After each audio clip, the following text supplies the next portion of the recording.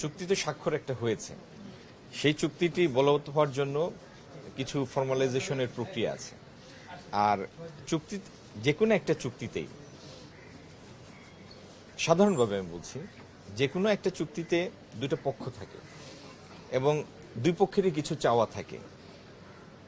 কয়েকটি ধারা এক পক্ষের খুব অনুকূলে হয়, আরো কয়েকটি ধারা আরেক পক্ষের খুব অনুকূলে হয়, এবং দুই পক্ষই চেষ্টা করে আলাপ আলোচনার মধ্যে দিয়ে এমন একটি জায়গায় পৌঁছাতে যেখানে উভয়ের জন্য একটা উইন উইন সিচুয়েশন হয়। এই চুক্তির মধ্যে অনেক ধারা আছে যেগুলির উপরে আমরা বাণিজ্যিক সম্পর্কটাকে আগামী দিনে জোরদার করতে পারব। আমি এটিকে হোলসেল নেগেটিভ বা হোলসেল পজিটিভ এই দৃষ্টিকোণ থেকে এখনো এইভাবে দেখছি না। এটি একটা চুক্তি হয়েছে, এটি একটি বাস্তবতা। আমরা আজকের দিনে এই পর্যন্তই থাকি। আমেরিকান উচ্চ আদালতে টেরিফের যে ধারাটি, ইমার্জেন্সি ইকোনমিক পাওয়ার অ্যাক্টের যে ধারায় টেরিফ ধার্য করা হয়েছিল, সেই ধারা এই টেরিফ ধার্য করাকে সমর্থন করে না বলার পরে পরিস্থিতিটা বিকাশমান, ইভলভিং। বিকাশমান পরিস্থিতি আমরা পর্যবেক্ষণ করছি। এটি ছিল আমার কথা। আপনারা আমার একটা অনুরোধ, আমার সাথে যে কথাগুলি হয় আপনারা তো সবাই রেকর্ড করেন, তাই না? সুতরাং পত্রিকায় লেখার আগে রেকর্ডটা বাজিয়ে যেটি বলেছি সেই কথাটা লিখলেই হয়, আর কোনো কথা থাকে না। চুক্তি তো একটা হয়েছে, এখানে তো সিদ্ধান্তের কিছু নাই। এই চুক্তি তো মার্কিন যুক্তরাষ্ট্র এবং বাংলাদেশ দুই সরকারের মধ্যে চুক্তি হয়েছে, এটা তো রাষ্ট্রীয় চুক্তি।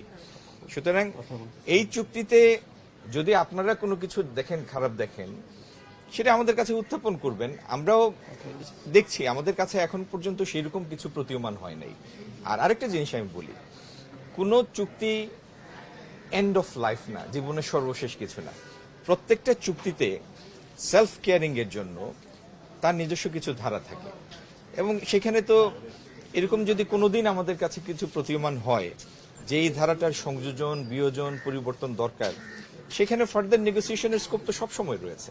এজন্য আমার অনুরোধ হচ্ছে, এটি নিয়ে এত উদ্বিগ্ন হবেন না দয়া করে। এটি আমাদের পররাষ্ট্র মন্ত্রণালয় দেখবেন বিষয়গুলি। হ্যাঁ, কিন্তু এটি নিয়ে কাজ করবে পররাষ্ট্র মন্ত্রণালয়। আমরা তো সবসময় অনুরোধ করব যেন আমাদের ব্যবসায়ীরা, বিনিয়োগকারীরা এবং তাদের দেশের ব্যবসায়ীরা, বিনিয়োগকারীরা যেন স্বচ্ছন্দে সহজভাবে দুই দেশে আসা যাওয়া করতে পারে। এটির মধ্যে যেন কোনো প্রতিবন্ধকতা সৃষ্টি না হয়, এটির অনুরোধ তো আমাদের সবসময় থাকবে। আজকেও কি অনুরোধ? না, এই নিয়ে আলাপ হয়নি আজকে। হ্যাঁ, সেটা তারা নিশ্চিত করেছেন যে তারা নতুন সরকারের সাথে কাজ করতে চান।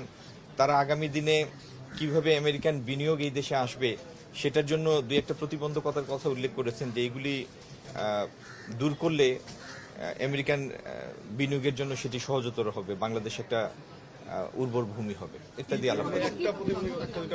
আমাদের কিছু নন টেরিফ ব্যারিয়ার আছে যেগুলি দূর করা গেলে তাদের ডেভেলপমেন্ট ফিন্যান্স যেটা আছে সেটা বাংলাদেশের জন্য, বাংলাদেশ এলিজিবল হবে সেটার জন্য।